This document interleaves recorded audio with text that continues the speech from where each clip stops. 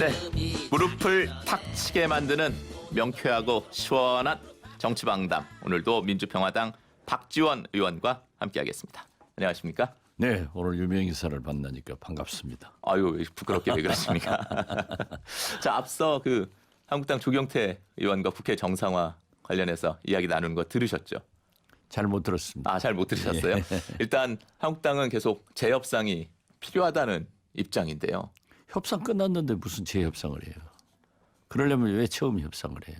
왜 서명을 해요? 그 한국당이 계속 야구에서 말하는 네. 에라를 치는 것 같아요. 본헤드 플레이. 패스트트랙 할 때도 나경원 대표가 서명했습니다. 합의했습니다. 이번 정상화 할 때도 서명하고 합의했습니다. 그러면 한국당 마음대로 국회를 하려면은 자기들끼리 의원총회를 하지 왜 국회를 얘기해요? 그래서 협상은 끝났군요. 또 국회는 시작됐기 때문에 한국당이 조건 없이 들어와서 싸우든 따지든 네. 사단을 내든 해야 됩니다. 근데 안 들어오겠다는 거잖아요. 지금 들어와요. 조건 없이는. 지금 보세요. 지금 마치 뷔페 식당 간 것처럼 자기들 먹고 싶은 것만 먹고 사설학원에 가서 듣고 싶은 강의만 들으려고 하는 것이 그 태도인데 네. 지금 윤석열 청문회 하겠다. 그리고 옥선 우선 관련 정문회 우선 관련 상임위원회. 하겠다. 네. 또 붉은 수돗물 하겠다. 국회가 국정 전반이지 세 가지만 있어요? 그건 개인 학원에 다니는 사람들이 자기 부족한 과목만 선택하는 거예요. 네. 뷔페 식당이어서 자기 먹고 싶은 것만 접시에 담는 그런 건 국회 아니에요. 국정 전반을 하는 거예요. 근데 언젠가는 물론 한국당이 돌아오겠죠. 하지만 지금 국회에서 처리해야 할 일들이 지금 시간에 쫓기는 일들이 있잖아요. 그렇다면 박 의원님께서는 그러기 때문에 언제쯤 돌아올 것 같습니다. 그렇기 때문에 저는 집권 여당에서도 양보를 해라. 그리고 경제 원탁 회의 같은 것 하기로 합의했지 않습니까? 네. 그래서 저는 지금 황교안, 나경원 리더십이 의원들에 의해서 시험대에 올라 있는데 이렇게 끌려다니면요. 황교안, 나경원은 살아서 돌아오기 힘듭니다. 그렇기 때문에 이런 때는 지도자답게 앞장서서 설득도 하고 들어가자. 이런 단호한 모습을 보일 때 또 박수를 받는 거예요. 그 의원총회에서 나온 이야기를 보면은 이제 추인을 거부하면서 더 분명한 합의를 해라. 아니면 뭐 얻은 게 뭐가 있느냐. 뭐 이런 의견들이 나왔다고 하는데 지금 한국당 의원들이 진짜 이렇게 얻고 싶어 하는 게 뭐라고 생각하세요? 뭐 지금 패스트트랙을 뭐 공식적으로 거기에 대해서 분명한 사과를 취소해라. 하라. 네. 뭐 취소 얘기까지는 안 하고 사과하라는. 뭐 취소까지 나왔었어요. 네. 그런데 그건 할 수가 없는 거죠. 예. 그렇기 때문에 사당에서도 들어와서 합의해서 합의 처리하자. 그러면 된 거예요. 그리고 사실 지금 패스트트랙 같은 경우에는 제가 볼 때는 한국당은 정개특위나 사개특위를 6월 말까지거든요. 네. 그때까지 본회의를 열지 않아 가지고 무효화시키려고 하는 거예요. 그렇게 되면은 사개특위는 법사위로 들어가는 네. 거고 정개특위는 운영위로 가기 때문에 자기들이 위원장 아니에요. 그래서 결국 회의를 소집하지 않고 또는 상정하지 않아 가지고 무산시키겠다. 개혁을 후퇴하겠다 하는 그런 작전이고요. 네. 또 추경에 대해서는 일단 6월 말을 넘기고 두 특위를 무효화시키고 그다음에 하겠다. 그렇기 때문에 길어봐야 말일 이후에는 들어와요. 그렇지만은 그것이 개혁 입법에 또 국민들이 촛불혁명의 요구를 저버리는 일이기 때문에 역풍 맞고 특히 황교안 대표에 대해서는 굉장히 위기가 올 것이다. 저는 그렇게 내다봅니다. 조경태 의원은 앞서서 제가 여야 사당이라는 표현을 썼더니 한국당 외에 다른 야당들까지 범여권 대 뭐 자유한국당이다 뭐 이런 이야기를 하시던데. 뭐 자기들은 그렇게 하고 싶겠죠. 자, 조금 전에 이제 황교안 대표 말씀하셨는데 황교안 대표의 미래 시나리오 오늘 첫 번째 촉으로 저희가 준비를 했습니다. 제가 객관식으로 드릴게요. 첫 번째 문제니까. 예. 1번 당을 완전히 장악해서 한국당을 황교안당으로 만든다. 2번 강한 리더십을 발휘하는 것도 아니고 변화와 혁신도 잘 안 되면서 그냥 지금처럼 간다. 그리고 마지막 3번은요. 황교안 회의론이 확산되면서 뭐 비대위든 아니면 중도보수 신당이 되든 새로운 체제가 만들어지고 황 대표는 정치권 밖으로 밀려난 것이다. 2번. 강한 리더십을 발휘하는 것도 아니고 변화와 혁신이 뭐 잘 되는 것도 아니고 그냥 지금처럼 간다. 네, 지금 그러잖아요. 그런데 한국당에서는 지금 현재는 네. 황교안 이외의 대안이 없습니다. 네. 이미 다 시험을 썼어요. 그리고 황교안은 또 2번처럼 이렇게 가지만은 그래도 당을 지금 현재 장악한 것만은 사실이고 네. 이제 이번에 강하게 의원들에게 사인을 줘가지고 합의를 무산시킨 것도 사실이고 네. 자기는 지금 리더십을 완전히 발휘하고 있다. 그건 자기 생각이고 국민들은 또 제가 느끼기는 2번이다. 이렇게 생각합니다. 한번 결과를 두고 보겠습니다. 자, 이번에는 어제 그 김정은 위원장한테 이제 트럼프 대통령이 보낸 친서 내용이 KBS 보도를 통해서 살짝 공개가 됐죠. 이 북미 양측이 실무 협상을 통해 접점을 찾자라고 트럼프 대통령이 제안을 했고 이를 통해 3차 북미 회담이 열리길 바란다. 이런 얘기였는데 이제 트럼프 대통령이 이번 주말에 우리나라를 찾지 않습니까? 네, 그렇죠. 그러면은 이제 뭐 혹시라도 뭐 지금 이제 뭐 미국도 부인하고 있고 우리 정부도 부인하고 있는데 트럼프 대통령과 이 김정은 위원장이 만날 가능성. 그럼 뭐 우리가 모두가 바라는 거죠. 그렇죠. 우리 대한민국만 바라는 게 아니라 네. 전 세계가 바라는 거예요. 그렇지만은 트럼프 대통령이 방한해서 문재인 대통령과 DMZ는 가실 겁니다. 그렇지만은 우리가 바라는 김정은 위원장이 DMZ에 나와서 삼국 사실상 정상회담은 저는 어려울 것이다. 거기까지는 못 간다. 그런 촉이 오셨습니까? 그렇습니다. 그리고 이 친서라고 하는 것은 항상 친서 외교는 좋은 의미예요. 네. 지금 잘 되고 있는 거예요. 그렇지만은 본래 친서에는 알맹이는 없고 그냥 인사만 있어요. 디테일이 없단 말이에요. 그러니까 그렇게 큰 기대는 하지 않지만은 지금 현재의 친서 내용들은 북미 정상회담을 위한 초석을 까는 데는 아주 긍정적으로 잘 되고 있다.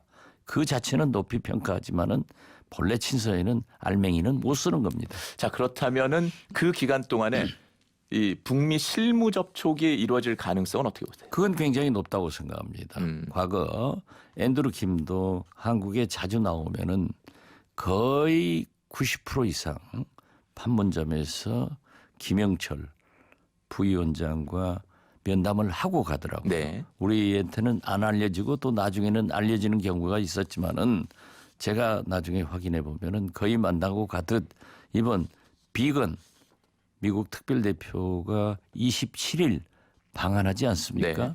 그렇기 때문에 저는 평양까지는 가지 않을 수도 있지만은 최소한 판문점에서 북한의 고위층 인사와 접촉을 해서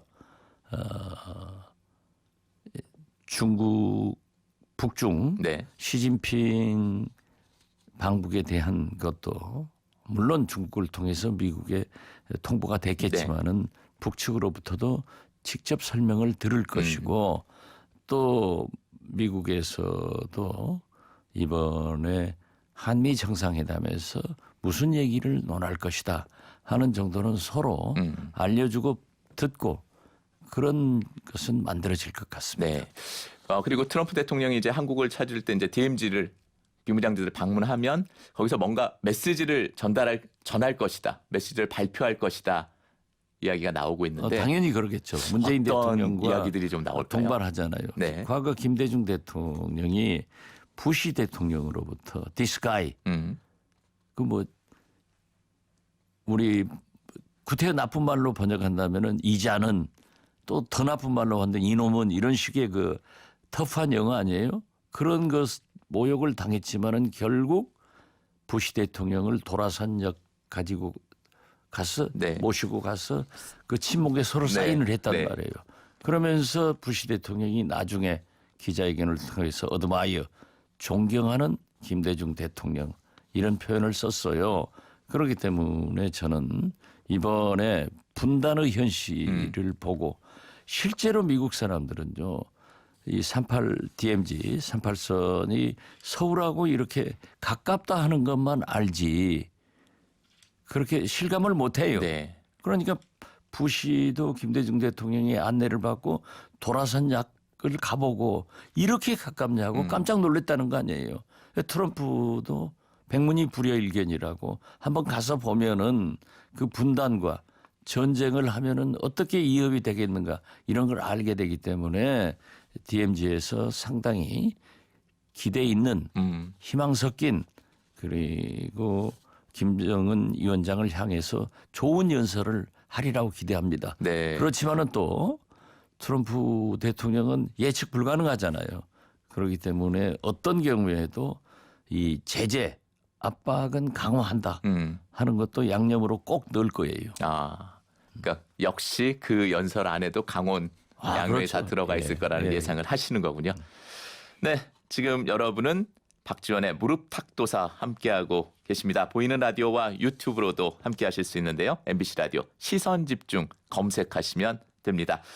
자, 그리고 어제 국가정보원에 따르면 김여정 노동당 제1부부장 지도자급으로 격상했다 이런 이야기가 나오던데 그 무슨 의미인가?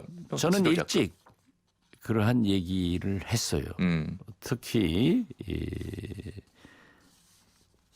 판문점 통일각에서 네. 이호 여사님 조임과 조화를 받고 김여정 제1부부장의 그 당당한 모습과 이상을 확인하고 제가 볼 때는 김정은 위원장의 자제들로 아들로 세습시키기에는 상당한 기간이 필요합니다.